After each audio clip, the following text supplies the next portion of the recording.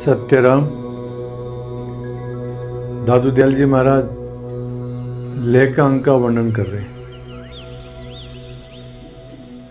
लेह के अंतर्गत दादू जी महाराज बताते हैं, एक मना लागा रहे अंत मिलेगा सोई, दादू जाके मन बसे ताको दर्शन होए। सारी बात मन की है महाराज। मन में यदि लगन लगी हुई है तो परमात्मा जरूर मिलेगा। संसार में भी हम देखते हैं कि जिसका हम चिंतन करते हैं, जिसका हम मनन करते हैं, जो कार्य हम करना चाहते हैं, तो उसकी राह निकल जाती है महाराज। देखो, व्यवहार के अंदर भी हम जो कुछ भी करना चाहते हैं उसका पहले ब्लूप्रिंट बनाते हैं। उदाहरण के लिए जैसे मान लो मकान बनाते हैं, तो मकान बनाने से पहले उसका नक्शा बनाते हैं। एक दिमाग के अंदर एक नक्शा बनता है कि इस तरह से जो है मकान बनेगा, और फिर बाद में वो मकान मूर्त रूप धारण भी कर लेता है। ठीक इसी प्रकार से दादू जी महाराज कहते हैं कि यदि हमारा निश्चय है कि हमारे को परमात्मा को प्राप्त करना है, हमारा मन यदि उसमें लगा हुआ है, तो निश्चित रूप से परमात्मा की प्राप्ति होगी। वही बात कह रहे हैं, एक मना लागा रे अंत मिलेगा सो। यदि हम मन से परमात्मा का चिंतन करते रहेंगे तो अंत के अंदर परमात्मा जरूर मिलेगा। दादू जाके मन बसे ताको दर्शन होए। जिसके मन के अंदर दृढ़ इच्छा शक्ति है, जिसके मन के अंदर दृढ़ विश्वास है, जो परमात्मा को प्राप्त करने के लिए प्रयत्न कर रहा है, तो इसमें कोई संदेह नहीं है कि परमात्मा जरूर मिलेगा। होनी चाहिए हमारे मन की प्रबल इच्छा। वही बात करें, एक मना लागा रहे अंत मिलेगा सोई, दादू जाके मन बसे ताको दर्शन होई। संत लोग कहते हैं इस मामले में कि जो चीज हम चाहते हैं तत्चिंतनम, उसका चिंतन करना चाहिए। तत्कथनम, उसको कथन करना चाहिए। अन्योन्यम तत्प्रबोधनम। एक बात बताओ महाराज कि किसी बात को दृढ़ करना है तो उसकी चर्चा करनी चाहिए, दूसरे से बात करनी चाहिए, उसके बारे में चर्चा करनी चाहिए। उससे वो बात क्या होती है, दृढ़ होती है। तो परमात्मा का कुल मिलाकर के दादू जी महाराज ये कहते हैं कि हमारे मन के अंदर यदि निश्चय है तो परमात्मा हमारे को जरूर मिलेगा, इसमें कोई संदेह नहीं है। और आगे कहते हैं कि घबराने की जरूरत नहीं है। दादू जी महाराज कहते हैं, दादू निभे तो चले, धीरे धीरे जमाए, परसेगा पे एक दिन, दादू था के नाए। जिस साधन के द्वारा हमारा मन एकाग्र होए स्वरूप के अंदर, उसी के अंदर लय लगाना चाहिए। जो भी साधन हमारे को पसंद है, जो भी साधन हमारे अनुकूल है, उस साधन से परमात्मा का चिंतन मनन करना चाहिए। और धैर्य रखे महाराज, घबरावे नहीं। परसेगा पे एक दिन दादू था के ना। यदि हम धैर्य रखेंगे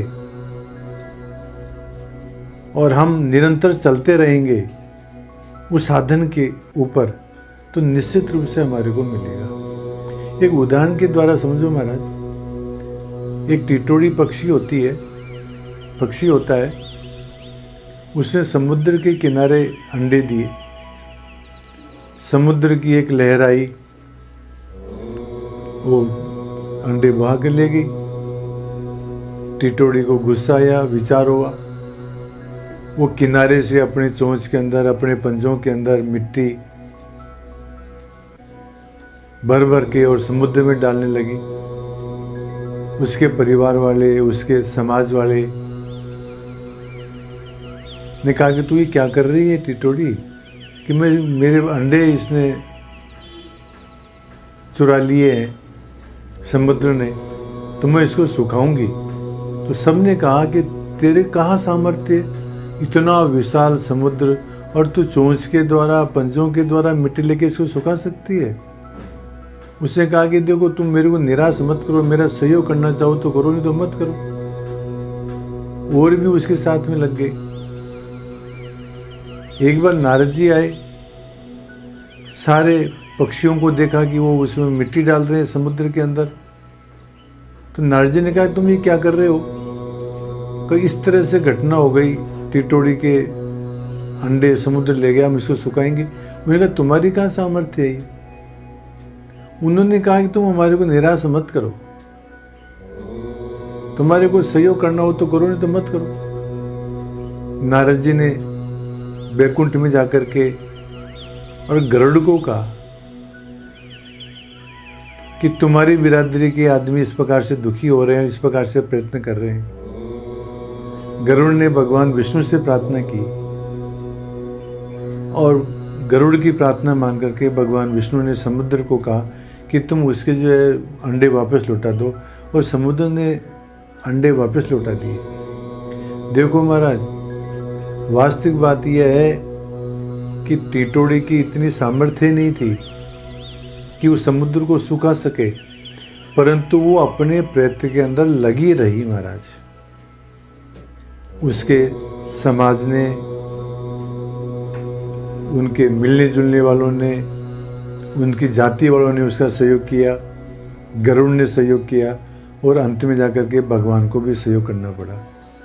तो इसी प्रकार से दादू जी महाराज कहते हैं कि जिस साधन के द्वारा हमारा मन स्वरूप में स्थिर हो गए, उस साधन को करते रहना चाहिए और हमारे को निराश नहीं होना चाहिए।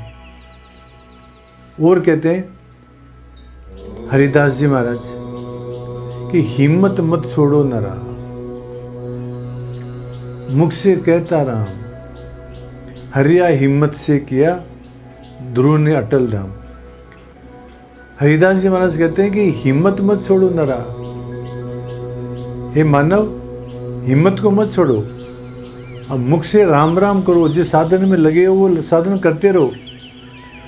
हरिया हिम्मत से किया, हरिदास जी महाराज कहते हैं कि हिम्मत से देखो ध्रुव ने अपना अटल निश्चय छोड़ा नहीं, छोटा सा था, परंतु उसने निश्चय कर लिया कि मेरे को तो विष्णु की गोदी के अंदर बैठना ही है।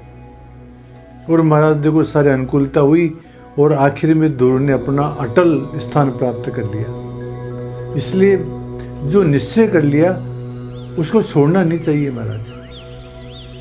करत करत अभ्यास के जड़मती होत सुजान, रसरियावत जात ते सिल पर परत निशान।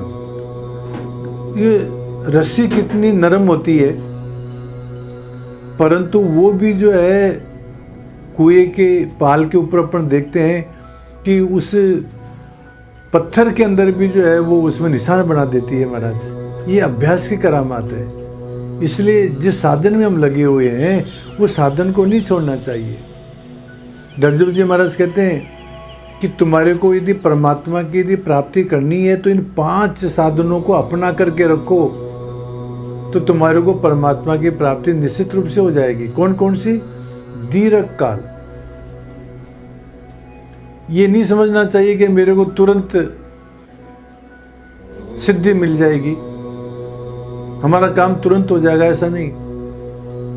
थोड़ी दीर्घ काल तक प्रयत्न करना चाहिए। और कहते हैं निरंतर, जो प्रयत्न कर रहे हो उसको निरंतर करते रहना चाहिए। हमारी समस्या क्या है कि हम पहले तो कोई संकल्प करते नहीं है, और यदि कोई संकल्प कर भी लेते हैं तो उसको फिर बीच में छोड़ देते हैं। तो रज्जब जी महाराज कहते हैं कि ऐसा नहीं पार पड़ेगी।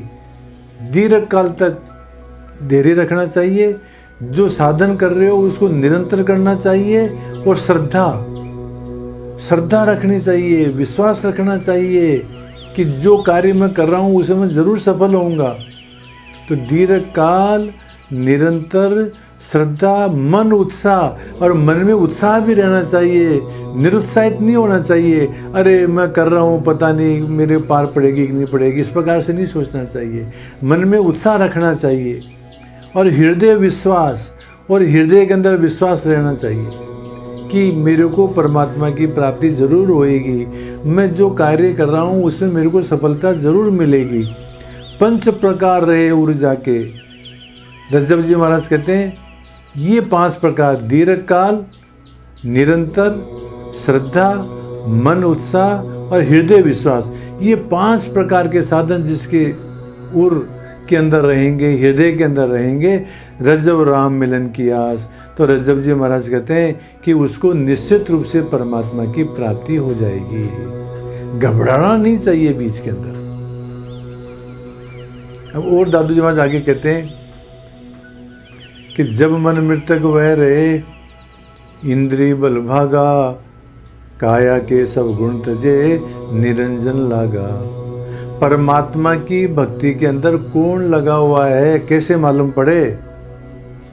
ये बात बताते हुए दादू जी महाराज कहते हैं जब मन मृतक बह रहे, हमारा मन जो है मर जाए, अर्थात विषयों का चिंतन न करे, सांसारिक भोग वासनाओं की तरफ से मर जाए, मन के अंदर तृष्णा, द्वेष बुद्धि और क्रोध है ये एकदम नष्ट हो जाए, सांसारिक वासनाओं की कल्पना न करे, और इंद्रिय बल भागा, और इंद्रियों के अंदर जो राजस और तामस जो बल है ये नष्ट हो जाए, अर्थात इंद्रियां विषयों की ओर प्रवृत्त न होवे, काया के सब गुण तजे, और हिंसा, व्यभिचार, ये जो काया के दोष है, चोरी, हिंसा और व्यभिचार, इनको छोड़ दे तो समझना चाहिए और परमात्मा का निरंतर चिंतन करता रहे तो जानना चाहिए कि ये लय योग का साधक है। दादू जी महाराज इस वाक्य में ये बताना चाहते हैं कि लय योग का साधक कौन है कि जिसका मन विषयों की तरफ से मर गया है, जिसकी इंद्रियां विषयों की ओर प्रवृत्त नहीं हो रही है, जिसका शरीर चोरी, हिंसा और व्यभिचार के अंदर प्रवृत्त नहीं हो रहा है, और जो निरंतर परमात्मा के स्मरण में, चिंतन में, मनन में लगा हुआ है, तो ये जानना चाहिए कि ये लय योग का साधक है। इस प्रकार से दादू जी महाराज इन साखियों के अंदर ये बात बता रहे हैं कि मन के अंदर दृढ़ निश्चय कर लेना चाहिए, धैर्य नहीं छोड़ना चाहिए, और मन और शरीर और इंद्रियां इनको वश में कर लेना चाहिए, और परमात्मा का निरंतर चिंतन, मनन और उसके अंदर लय लगाते रहना चाहिए, तो समझना चाहिए कि ये लय योग का साधक है। तब बाद में राम मिलन की आस, तो फिर समझना चाहिए कि परमात्मा से हमारी मुलाकात हो जाएगी, परमात्मा से प्राप्ति हो जाएगी, परमात्मा की अनुभूति हो जाएगी। महाराज ये समझना चाहिए। ये बात दादू जी महाराज इन साखियों में कह रहे हैं। सत्य राम।